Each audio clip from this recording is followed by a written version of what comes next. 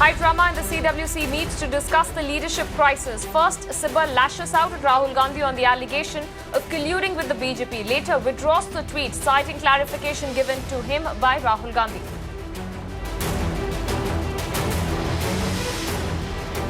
CBI team calls Sushant's flatmate and staff again for questioning. The probe team also visits the resort where Rhea and Sushant stayed for 2 months while Sushant underwent therapy.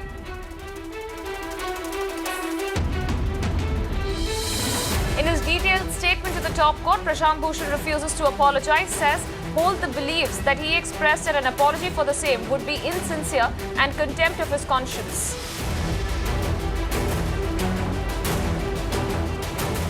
Kerala government faces no confidence motion moved by the opposition. The opposition has raised questions over Kerala CMO's involvement in corruption.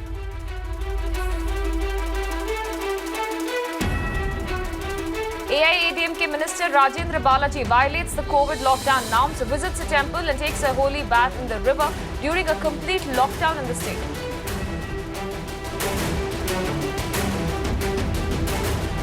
And heavy rains last Gujarat, flood-like situation in fact in Kutch and Surendranagar. Low-lying areas inundated, heavy rainfall predicted till tomorrow.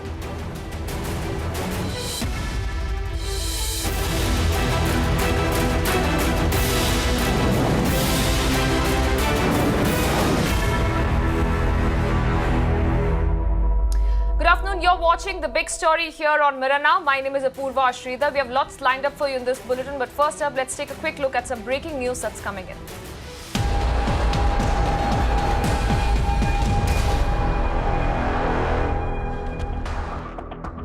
High drama at the CWC meet. Kapil Sibal has withdrawn the tweet against Rahul Gandhi. Kapil Sibal has now withdrawn his tweet targeting Rahul Gandhi. Kapil Sibal going on to say that he was informed personally by Rahul Gandhi that he didn't make such comments. Remember earlier, Kapil Sibal was upset with Rahul Gandhi's tweet. He was miffed at Rahul Gandhi's charge that this entire thing is happening with the collusion of the BJP. And this is, of course, the tweet that was put out about Kapil Sibal earlier, where he had, of course, lashed out at Rahul Gandhi on the allegations of colluding with the BJP. Later, this entire tweet of Kapil Sibal now stands withdrawn.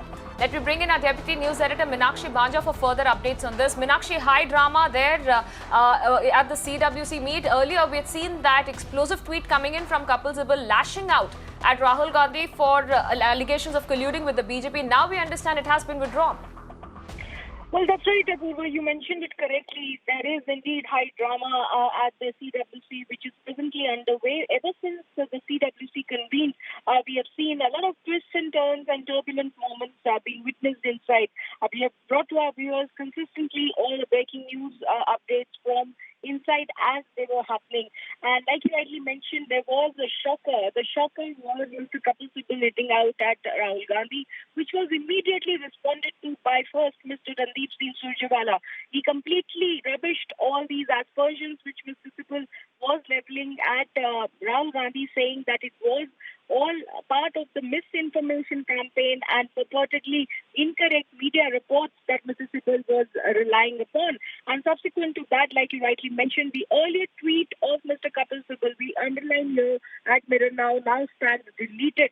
He has said it specifically by way of a second tweet that he is withdrawing his earlier tweet after clarification and explanations by no less than Rahul Gandhi himself to Mr. Sibal that what was being thought, the aspersions of allegations pertaining to alleged collusion with the BJP, which was being cast, was completely malified, incorrect and untrue after an assurance was given by Mr. Rahul Gandhi himself. The earlier tweet of Mr. Kapil Sibal now stands deleted / withdrawn, Apurva. So clearly there is high drama as we had anticipated since last evening there would be. But even as the CWC was underway, this tweet of Mr. Sibal hitting out at Rahul Gandhi, while inside another of the letter writers, Mr. Ghulam Nabi Azad, a senior tall, long-serving Congress leader, he was having a climb down of sorts where he was hailing the leadership of Mrs. Sonia Gandhi. All right, Meenakshi, many thanks for joining us and giving us all those updates. We'll, of course, come back to you for all the latest updates as far as the CWC meet, which is still underway.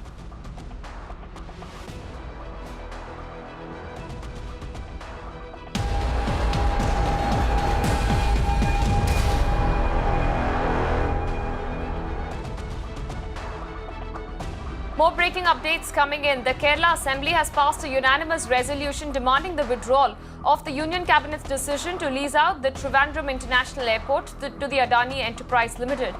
Moving the resolution, Chief Minister Pinarayi Vijayan said that the centre should re-examine the decision.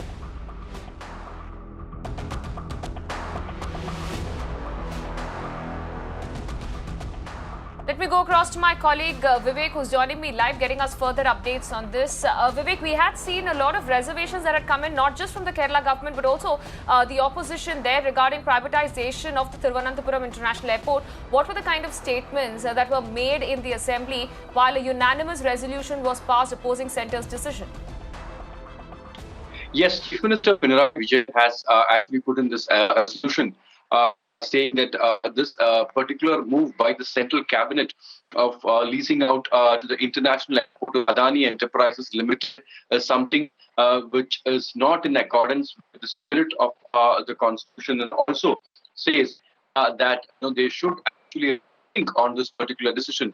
Now, one of the main objectives that's been raised by Chief Minister is that he says that if the state is ready to pay the same amount during the bidding, which the AEL, that Adani Enterprises Ltd, was ready to pay, and also says that this particular airport is the property of the state government, the land is under the state government. Also, the state government has provided 20 acres of land free of cost to the Airport Authority of India, and say that if a private entity like Adani Enterprises does not have prior experience in operating and managing an airport come to court, and this would actually cause more problems for the people of Trivandrum. And equally, also he says that the airport is already running under profit year on year, and what is the necessity of handing over the airport to a private entity like Adani Enterprises Ltd.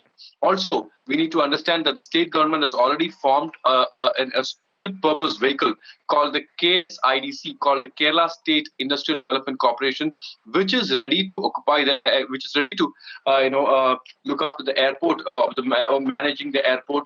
And what is the hurry in basically handing over the airport to Adani Enterprises Ltd? This is exactly what the state government is asking. But many people, especially from the industrial area, the industrial experts, aviation experts, Air Force, retired Air Force officials, clearly says that at this juncture, the best option is to hand over the airport to a private entity. So regarding this, it has already become a major political fight between the left on one side, the Kerala Congress supporting them, and the BJP on the other side. It needs to be seen because the case is already under the Kerala government has approached the Kerala High Court, demanding that all procedures regarding this leasing of airports should be stopped at this point of time. We need to wait and watch as what decision the Kerala High Court is taking. And on top of that, the further course of action will be taken by the state government.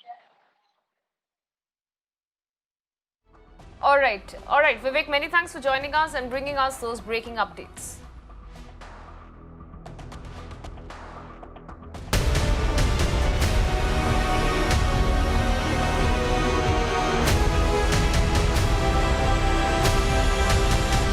Now, it is day 4 of the CBI probe into the sensational Sushant Singh Rajput case. The actor's ex-flatmate Siddharth Pithani, as well as the staff member Neeraj, has been summoned once again after there were inconsistencies that emerged in their statements.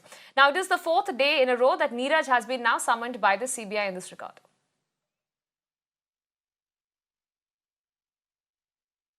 Let me go across to my colleague Santya, who's joining me live, getting us further updates on this. Santya, what are the details you're picking up for? Since how long are we looking at that questioning that is still underway of Neeraj? And who are the other people on day 4 of the investigation that the CBI is looking to question today? See, Apurva, Neeraj and Siddharth Pithani both were brought here at DRDO guest house where CBI teams are putting up in the morning itself. For Neeraj, it's the 4th day of questioning. For Siddharth Pithani, it's the 3rd day of questioning. Apart from this, one CBI team actually went to Waterstone, a resort where Sushant and Rhea stayed for 2 months. And Sushant went there for spiritual healing. That is something which came up in Mumbai Police's investigation as well. And there, the CBI team, the CBI officer is actually talking to the staff members of the resort to understand how long the stay was, what was the mode of payment, how much payment was made, how much payment was made, and apart from that, who all visited Sushant and Rhea during those 2 months. How was the situation between Rhea and Sushant? Was there any fight which was witnessed by any of the staff members of the resort or not? Talking about what's happening at the guest house, a questioning of Siddharth and Neeraj continues here. CBI in the past has also claimed that how there are inconsistencies in their statements. That's why they are being called here again and again. All right, Sandhya, I request you to stay with us at this point, as you were pointing out about the fact that the CBI team has now intensified this probe in this case, and they are in fact looking at the alleged healing angle that my colleague Sandhya pointed out at Mumbai's Waterstone Resort. Now, the team is said to be questioning the manager and the staff of the resort as well over Sushant's visit, and they're also now scanning the CCTV footage of the visit. Times Network has now accessed CBI's questionnaire. Sources now suggest that the team will be looking at the frequency and the details of Sushant's visit and whether Rhea also visited the resort post Sushant's visit. Let me once again bring in my colleague Sandhya on this. Sandhya, you highlighted how the CBI is now looking at probably questioning the manager and more people at the resort. But also help us understand, why is this particular resort, the Waterstone Resort in Mumbai, under the radar of the CBI? What is the reason behind it, and what are the aspects that the CBI is going to be looking at? See, Sushant and Rhea stayed in Waterstone Resort of Mumbai for 2 months. Sushant went there for spiritual healing. Now CBI teams, actually yesterday also CBI team went there, today also a team is there. And they are actually trying to understand that in those 2 months what happened, is there something which happened between Sushant and Rhea? Who all came to meet the couple? Was there any fight between the couple? How was the payment made? What was the mode of payment? Did any of the staff members notice anything unusual or alarming? Those are the questions which are being asked to the staff of Waterstone Resort. And because CBI's focus is actually on the mental health of the late actor, that is why, that is one of the reasons that why Waterstone is also one of the focus area for CBI teams. Apurva. All right, Sandhya, I request you to stay with us at this point. More updates coming in. In this latest statement that has now come in, prime accused Rhea Chakraborty's legal team has now clarified that the actor hasn't received any summons from the CBI for questioning and that no speculations are necessary. The team, in fact, has stated that Rhea will appear before the CBI as she did before the Mumbai Police and also the Enforcement Directorate as a law-abiding citizen. Now, the statement comes in after there were sources suggesting that Rhea will be summoned by the probe agency.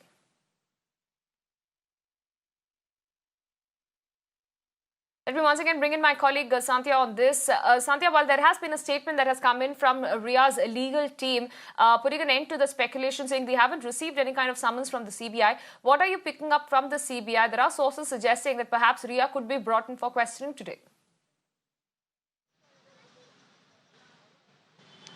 See, as of now, as you rightly mentioned, Rhea's legal team has denied that CBI has not summoned Rhea Chakraborty or anyone in the family for that matter, as the entire family is an accused as of now. But if we talk about the plan of action, Rhea's questioning is something which CBI has planned to do. It's going to be one of the most important part of the investigation as far as CBI teams are concerned. When exactly that's going to happen, will Rhea Chakraborty be brought to the DRDO guest house like other people who are being questioned in the case, or will CBI teams visit her house? Those clarities are yet to come, but as of now, Rhea's legal team has denied receiving any summons from CBI. Apurva. All right. Sandhya, many thanks for joining us and bringing us all those details.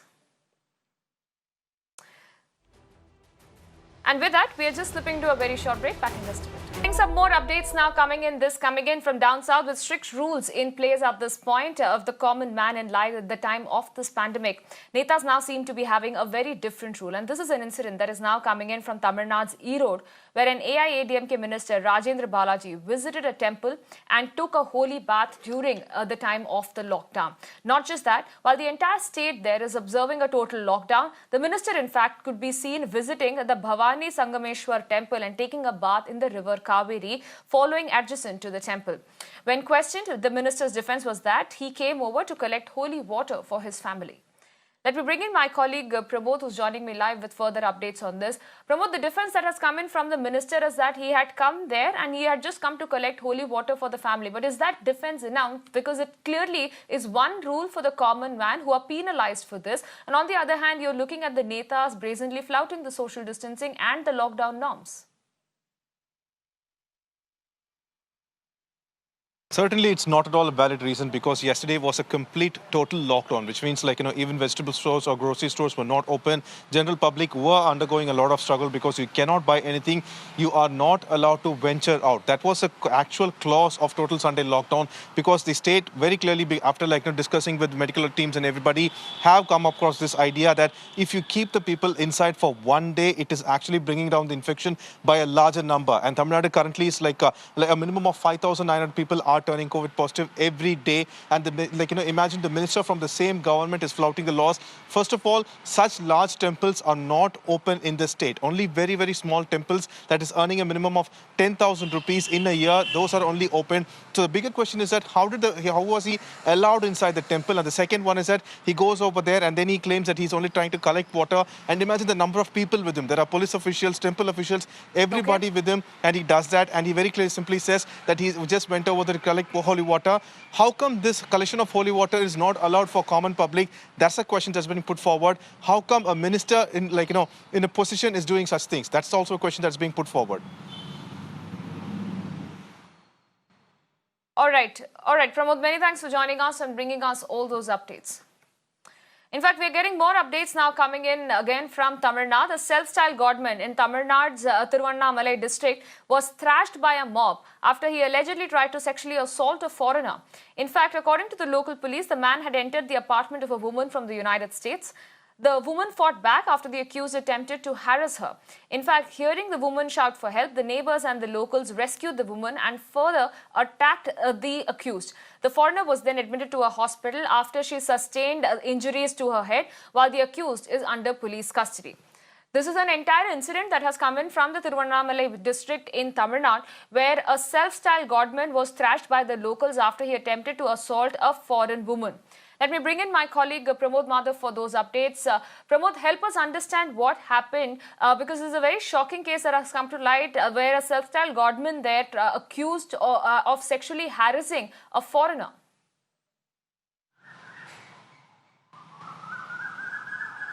It absolutely is, and this is quite shocking because the victim involved here is actually a person from US, Oregon State, and she was actually staying in one of the apartments. Apparently, Tiruvannamalai is very famous for one of these Shivan temples called as Arunachala temple, and surrounding that temple, almost 14 kilometers zone is called as Girivalam zone, where so many people calling themselves as self-styled godmen are staying, and Manikandan apparently is one among them. That's how the police have identified them, and not just that, they claim that he was actually noticing this for the foreigner staying in that apartment for almost a month, and yesterday he barged in. As per the initial information, he apparently assaulted her and she fought back. She had sustained several injuries as well, and that's when she started yelling, and the neighbors and others entered the apartment, rescued her, and they have very badly beaten up Manikandan, who's under police custody currently. The foreigner has given a statement based on which a case has been filed, and Manikandan is charged with IPC section 376 and 511 pending investigation currently.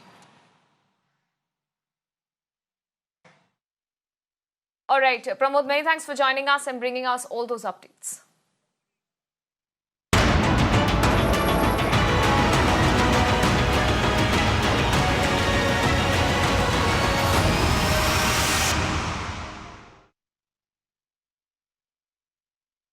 Let's look at several of the areas where incessant rainfall has wreaked havoc. We're first starting with the Uttarakhand area, where 3 heavy earth-moving machine operators were killed after being hit by rocks and boulders during a landslide that took place in Uttarakhand. The incident took place on the Rishikesh-Badrinath National Highway 58 earlier today.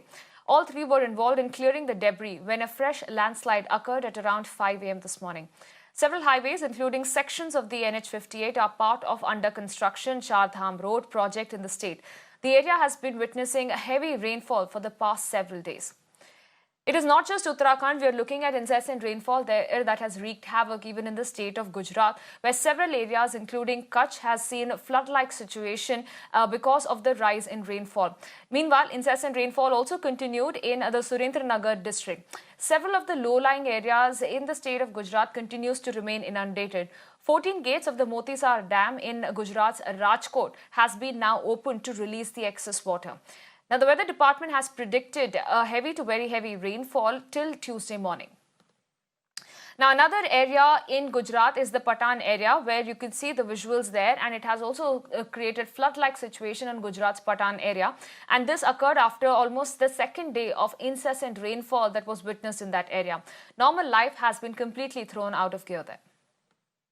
Meanwhile, apart from Uttarakhand and Gujarat, we are also looking at Madhya Pradesh, where a heavy rainfall and incessant rainfall has wreaked havoc, especially in the Indore area. These are visuals now coming in of a very dramatic rescue that has taken place, where a man who was stuck amid the overflowing water was rescued after almost 5 hours with the help of Good Samaritan and fellow locals. Now, the man was returning to his home in the night, but he could not because of the flooded path. Now, he stuck to a fence and then waited for the sunrise. Fortunately, the Good Samaritans spotted him in the morning and they called the police and another social worker. Though the police didn't really do anything, the Good Samaritans called a land mover and helped the man to rescue by a rope.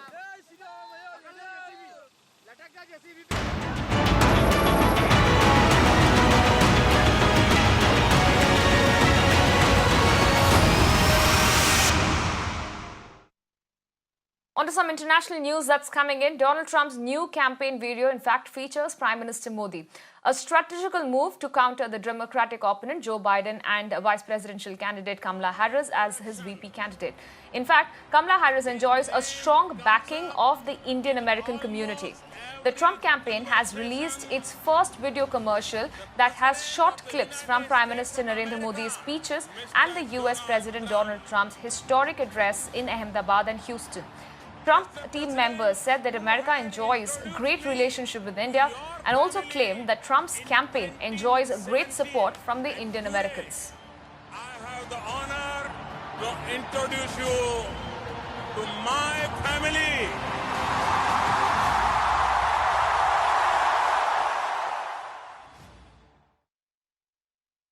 More international updates coming in. 13 people died in a stampede at a discotheque in Peru after police, in fact, raided the premises to enforce the country's lockdown during the coronavirus pandemic. Now, the stampede occurred at a discotheque in Lima, where around 120 people, in fact, had gathered for a party. The people then tried to escape through the only door of the second-floor disco, trampling one another and becoming trapped in the confined space. But that is a wrap on this edition of The Big Story. News and updates coming up right on the other side.